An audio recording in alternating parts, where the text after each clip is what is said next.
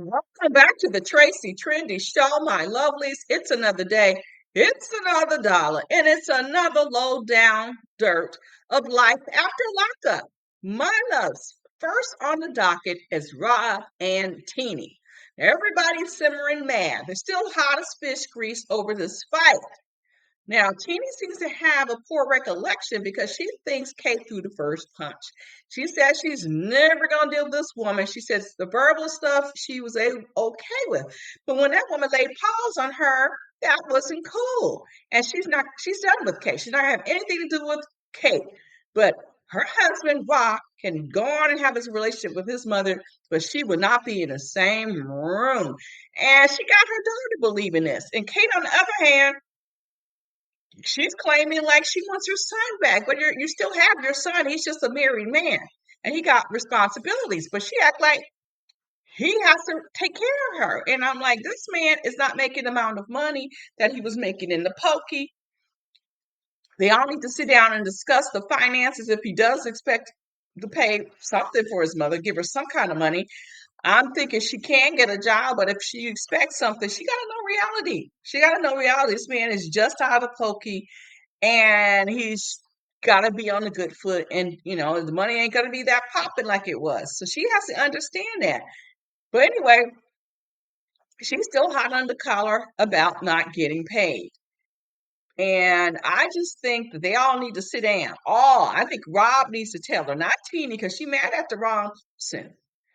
But anyway, kind of wondering, since I've been talking about money, supposedly Rob's job is inspecting trucks. But if you guys remember, his job was with a brother. They had a job on the outside. They never said what the business was. It was a business, not a job. And they never said what it was. Never. And I'm like, wouldn't he still have that business? And why did his brother come to the party? And, there's a lot of questions. There's a lot of questions. And these people do not communicate very well. For instance, Teeny should apologize to her kids of how she showed her ass out in public. She really should. That was uncalled for. And, you know, and plus, they all need to sit down and talk. Rob needs to tell his mom that it was him who asked for that money back. And Teeny went and did it and got the money back. I'm like, why don't they all sit down? They're all adults. I just don't understand it. Now, moving on. Now, moving on to Justine and Mike. Now, Justine and Mike are in Vegas, and Mike has been out of the pokey for 16 months. Now, they have already Mike finally just, he laid down the law. He said he's not getting snitched, period. He got 50 million kids, and he's okay with having 50 billion more, with or without Justine, because he's team his balls. Now, Justine is trying to be like, but he's like, no way, no how. He doesn't care if he has to put her through any more medical stress. But anyway, he does have a 9 to 5 because he needed that. He needed a W-2 because that other job that he had, rapping, wasn't producing a W-2. And now that's the obligations of the probation. In the meantime, they're scrambling. They got some of the kids. They don't have all of his kids. They try to give the impression that all those kids are there. No. They have 2 of Mike's kids and the others are left behind. So let's be clear on that. That's not all the kids. So anyway, while Justine is running around with the baby, they get a call from Santana. That's her child with autism. He calls. It sounds all dramatic. And she and Mike rush home just to find out that Santana, that's Justine's son, and Mike Jr., of course, that's Mike's son, they get in a squabble. And I don't think Justine and Mike resolved it at all. They just kind of like, Mike punched a hole in the wall and like, deuces. So I'm thinking that Justine probably needs to get her son some behavior management because he did have some problems in the past at school. According to Santana, he was bullied, and now he's saying Mike Jr. is bullying him. He just couldn't use the term wrong. But Also, he also kicked Mike when they were on the couch when they were living back in the old house. So what I'm thinking is maybe she needs to get some behavior management for this boy and maybe get them out in some activities. I know it's too expensive, but they the one who chose to have this large family. But they need to have somebody watching those kids because the house looks a mess. They should, if they're not doing any activities, they need to be cleaning up the house. I'm just saying. Now, moving on to Melissa and Louie, they're back. I'm not a fan of the new nose, but they are on a new path. They're living together, and he's working at a pizzeria, a smoothie shop, and he does personal fitness. Of course, Mel, always wants something. Now she wants a ring, and not just a ring. She wants a 2 carat ring. And Mike is like, you know, it'll happen when the time is right. And Melissa's like, she tired of waiting. She waited on him to get out of prison. She waited for him to move down to Jersey. And now she's waiting on the ring. And Louis smart. He's trying to save and prepare for their future. But he buckles down and he's secretly is going to be shopping for a ring. I'm just gonna surprise her with it. I guess if he can replenish it, I mean, it's a lot for someone who's doing all these jobs to pluck down 10K for. I'm just saying. So moving on to Bianca and Daniel. So Daniel goes to the PO office. He gets the okay from the PO that he can live with Bianca, but they will have an inspection to make sure everything is okay at the house. But I'm just wondering, how tall is Daniel? Because Bianca looked like a little shrunken thing next to him. And I'm wondering again, Daniel, you were along with the PO officer. You should have said, just go ahead and put me in the halfway house opposed to living with Bianca because that they got lock horns. I can see it. I think he sees it. So anyway, according to Daniel and Bianca, they have this plan. When he got out, they're gonna raw dog it, and afterwards they're gonna get a plan B. And Bianca's like, I got baby fevers, and I don't want to do a plan B.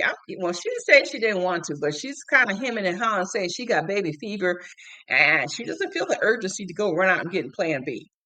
And I'm wondering why were they making the plan B the plan A? It literally says plan B, not plan A. You shouldn't have been doing all that stuff. You should have had a plan A, and plan B is not the plan A. I'm just saying.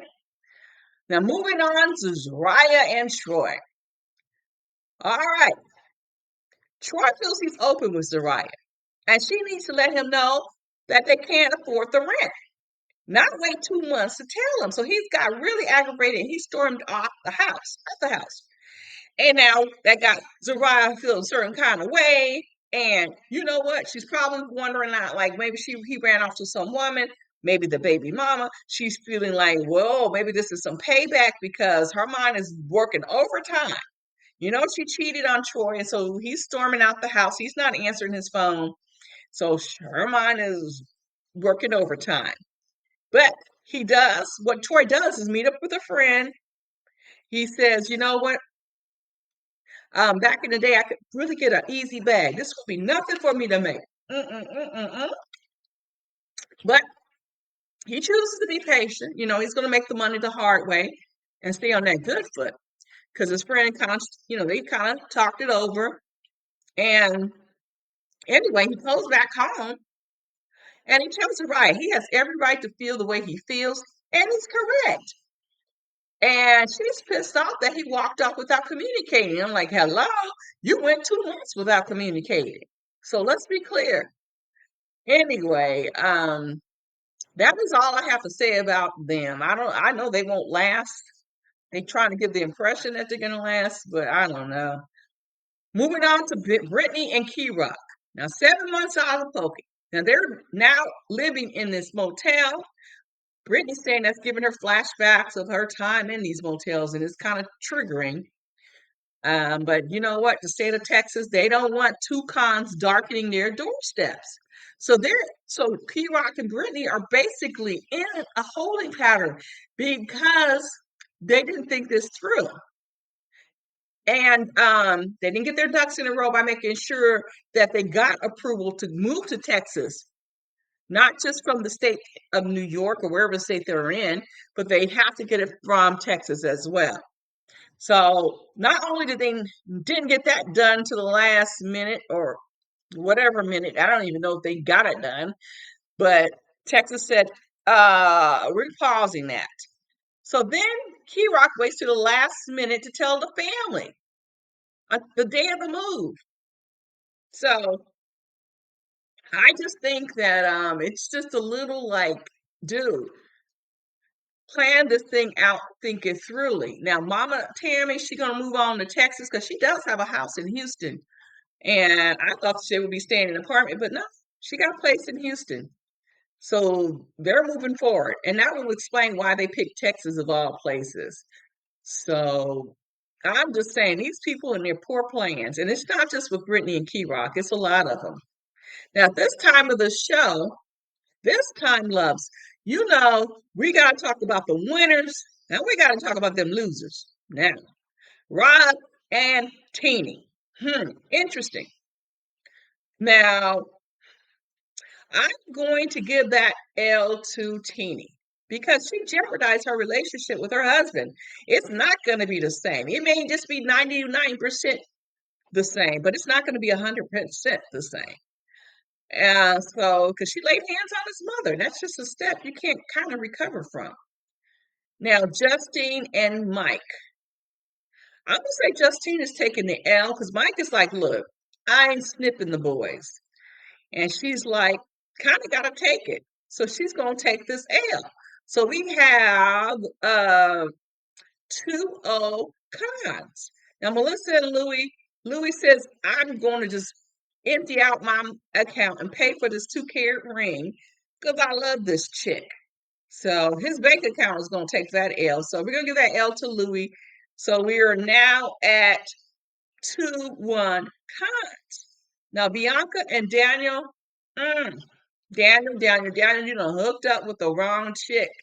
And him and her on about taking the plan B. So, Daniel, you taking the L. So now we are at 2-0, 2-2. We're at a tie. Now, Zarah and Troy, I say Zarah took the L. She's kind of losing grip of Troy because Troy is telling her, like, you're talking about communication. You come communicate with me, not way too much. So Zarah is taking the L. So now we are at 3-2 cons. We get to Britney and Kerok. I'm going to say Kerok is taking the L for this because poor planning or lack thereof caused them to be in this pickle. So we are now at 3-3. We're officially at a tie. Rarely happens. It does happen, but it rarely happens. So the cons and the non-cons are at a standstill this episode only. All right, my loves. This time we got to drop a line, like, share, care, hit the notification button, and drop a comment below. Because we're going to be talking about this down below. And I'm going to join you guys on the flip side.